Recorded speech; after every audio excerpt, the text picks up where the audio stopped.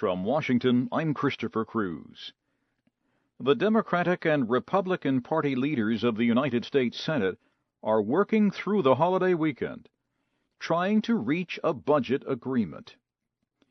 If no deal is approved by Congress and signed by the President by Monday, $600 billion in spending cuts and tax increases will start.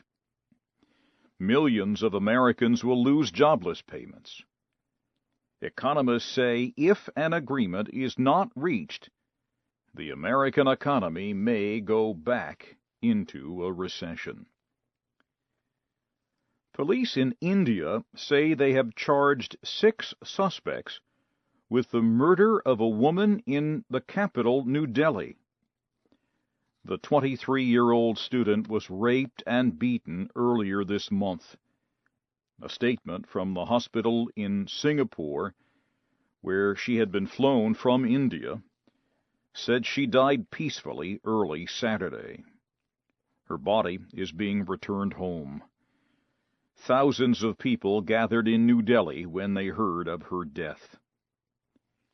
The young woman was reported to have been sitting on a private bus with a male friend. 6 men beat them both with an iron rod, then raped and beat the woman for an hour and threw both of them off the moving bus after removing their clothes. The man survived, but the woman suffered brain and internal injuries. Reports say the iron rod was used in the rape. Officials in Pakistan say 21 tribal paramilitary members who were kidnapped Thursday have now been found shot dead. They were among 23 paramilitaries seized near the city of Peshawar.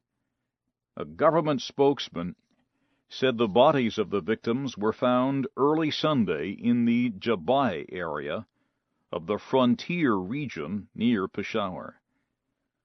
The paramilitary members went missing early Thursday after heavily armed militants attacked 2 security posts in Khyber Pakhtunkhwa province. Russian officials say 4 crew members were killed in a plane crash at an airport in Moscow on Saturday. The Russian-manufactured passenger plane was made in the mid-1990s. It was flying back from the Czech Republic. As it landed, it slid off the landing area at Vnukovo Airport and broke apart on an icy road outside the airport. 8 crew members were on the plane. The 4 who survived were injured. There were no passengers on board. Officials have not said what caused the crash. You are listening to the news in VOA Special English from Washington. The diplomat for the United Nations and the Arab League on Syria met Russia's Foreign Minister Sergei Lavrov in Moscow on Saturday. Lakhdar Brahimi is seeking an answer to the crisis in Syria. Mr. Brahimi told Sergei Lavrov about his recent discussions with Syria's President Bashar al-Assad and with the Syrian rebels. He said the choice in Syria is between hell or the political process. We have got all of us to work ceaselessly for a political process.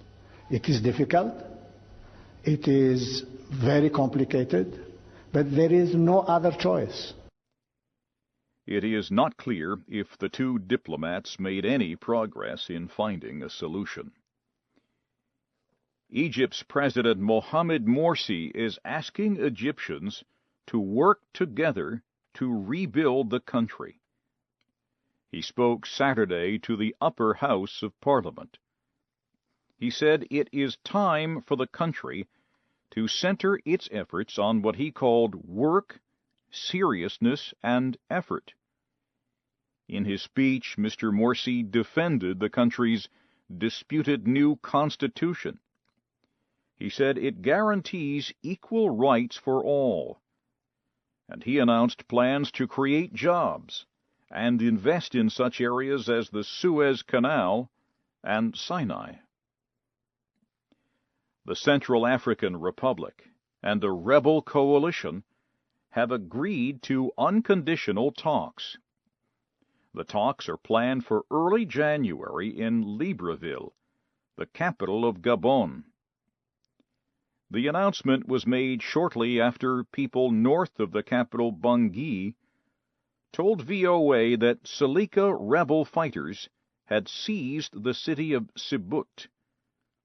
The government later confirmed the news.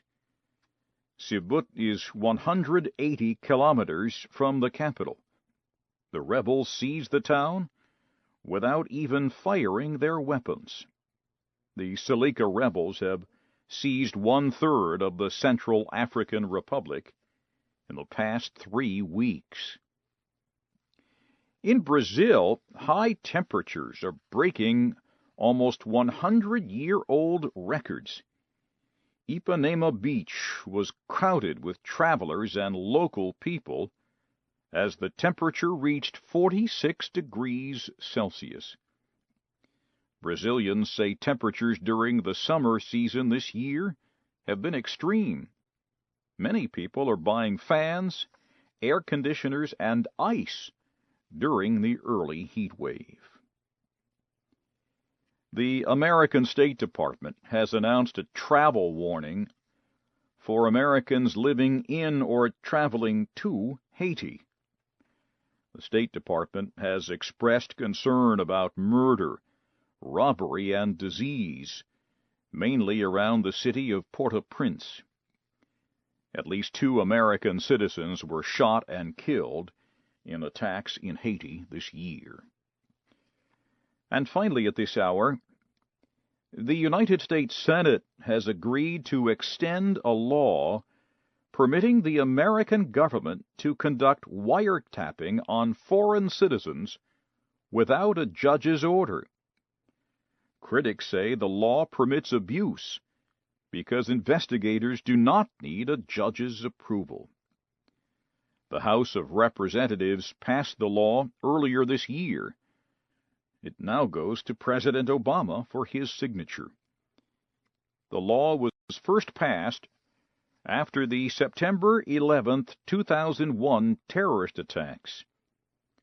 The law permits government officials to gather intelligence on Americans who communicate with foreign terrorist suspects.